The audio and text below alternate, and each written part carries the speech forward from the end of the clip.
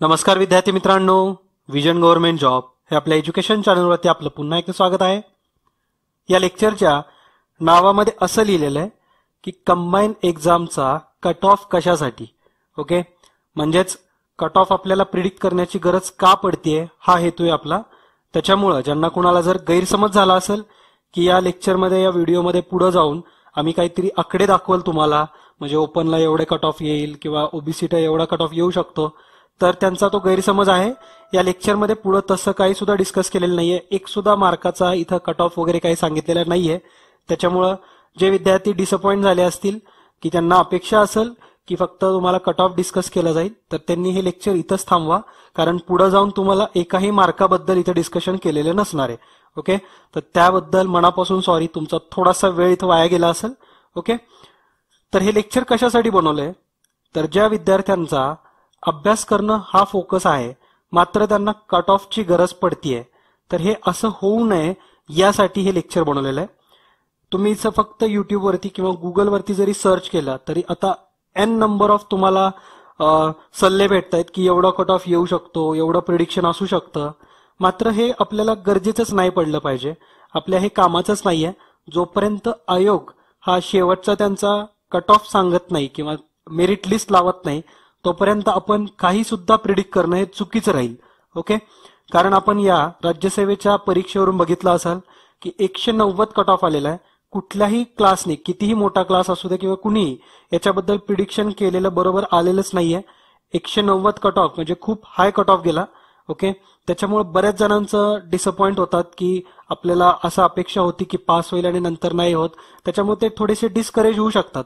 Okay, त्याच्यामुळं आम्ही यावेळेस या एक्झामसाठी असंच ठरवलं मुद्दाम की तुम्ही कुणी डिस्करेज होऊ नये किंवा कुणाला काही सुद्धा वाटू नये. तुम्ही फक्त तुमच्यामध्ये जर तेवढा कॉन्फिडन्स असेल की आपली प्री होऊ शकते, तर तुम्ही मेन्सचे मराठी आणि इंग्लिश हे टॉपिक सुरू करू शकता. ओके, जर मेन्सचा सिलेबस बघितला तुम्ही तर पेपर 1 आणि पेपर 2 असे 2 पेपर आहेत.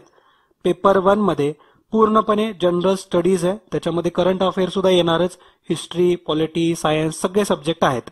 आणि पेपर 2 जर बघितला त्याच्यामध्ये तुम्हाला मराठी आणि इंग्लिश हे सब्जेक्ट आहेत, म्हणजे त्याच्यामध्ये मराठी व्याकरण आहे, इंग्लिश व्याकरण आहे. मग जर तुम्ही येणारी टॅक्स असिस्टंट एक्झाम देत असाल तर त्याच्यामध्ये तुम्हाला मराठी इंग्लिश कामी पडणार आहे. त्याचबरोबर तलाठी एक्झाम्स येतील, तिथं मराठी इंग्लिश कामी पडणार आहे. जर तुम्ही त्या पॉइंट ऑफ व्ह्यू अभ्यास करत असाल मराठी इंग्लिशचा, तर नक्कीच तुमची जर प्री पास झाली तर तुम्हाला मेन्समध्ये पण त्याचा फायदा होणारच आहे.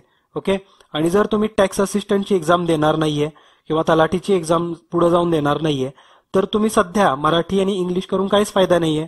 ओके, तो तुम्ही नंतर प्रीचा रिझल्ट नंतर सुद्धा राहिलेल्या दिवसांमध्ये मेन्स पर्यंत तुम्ही मराठी इंग्लिश कव्हर करू शकता. त्याच्यामुळे तुम्ही आत्ता फोकस पेपर 1 वरती ठेवून जनरल स्टडीज मॅक्झिमम पूर्ण करण्याचा प्रयत्न करा. जोपर्यंत आयोग रिझल्ट दाखवत नाहीये, रिझल्ट लावत नाहीये, तोपर्यंत तरी तुमचा पेपर 1 पूर्णपणे अभ्यासून होऊन जाईल. ओके, त्याच्यामुळे मी जर तुम्हाला सांगितलं की 40 कट ऑफ येईल तर बाकीचे 38 वाले 39 वाले अभ्यास करायचं थांबवतील, या भीतीमुळेच मी काही कट ऑफ वगैरे सांगणार नाहीये.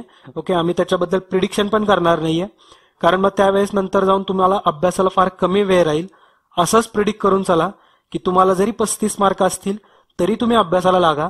या मेन्सच्या पॉईंट ऑफ व्ह्यूनी नाही तर बाकीच्या एक्झाम्सच्या पॉईंट ऑफ व्ह्यूनी अभ्यासाला लागा. ओके, मग तुम्ही मराठी आणि इंग्लिशचा जो अभ्यास आहे हा थोडा पोस्टपोन करू शकता. ज्या वेळेस आयोग आन्सर की डिक्लेअर करेल किंवा म्हणजेच रिझल्ट डिक्लेअर करेल त्यावेळेस तुम्ही मराठी आणि इंग्लिश कव्हर करू शकता. मात्र सध्या तरी जनरल स्टडीज वरती फोकस ठेवून अभ्यासाला लागा. ओके, अभ्यास तुमचा बिलकुल वाया जाणार नाहीये. समजा 41चा कट ऑफ आला आणि तुम्हाला समजा 40 मार्क असतील तर तुमचा तेवढाच जनरल स्टडीज पूर्णपणे वाचून झालेला असेल, ज्याचा वापर तुम्हाला या असिस्टंट एक्झामला होईल, टॅक्स असिस्टंटला किंवा येणाऱ्या तलाठीमध्ये होईल. बाकी बऱ्याचशा एक्झाम्स असतील तर तिथं तुम्हाला वापर होणारच आहे. ओके, त्याच्यामुळं ऍटलिस्ट जनरल स्टडीज तरी तुमचा पूर्ण करून घ्या आणि ज्या दिवशी तुम्हाला दिसलं की तुमचं नाव रिझल्टमध्ये आहे लगेचच मराठी आणि इंग्लिश करायला सुरू करा, तो कव्हर होऊन जाईल. ओके, त्याच्यामुळं कट ऑफ कुठलाही प्रिडिक्ट करणं हे चुकीचं राहील.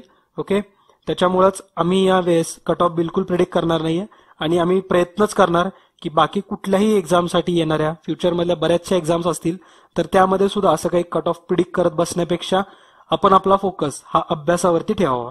बऱ्याच जणांचं चॅटिंग थ्रू किंवा या कमेंट बॉक्स थ्रू बऱ्याच जणांचं याच्यावरतीच जास्त फोकस होता की किती कट ऑफ येईल, किती मार्क पडले तुला, मला एवढे पडलेत, एवढा होऊ शकतो कट ऑफ, तेवढा होऊ शकतो कट ऑफ. तर हे डिस्कशन अननेसेसरी आहे. तुमचा वेळ याच्यामध्ये वाया चाललाय. डोक्यामध्ये तुमची जेवढी जागा आहे ती सुद्धा नक्कीच वाया चालली याच्यातून. त्याच्यामुळं थोडंसं फोकस्ड राहा, एक प्लॅन असू द्या. जसं की आजच्याच सकाळच्याच लेक्चरमध्ये मी तुमच्यासोबत डिस्कस केलं की एक छोटे छोटे गोल सेट करून अभ्यासाला लागा.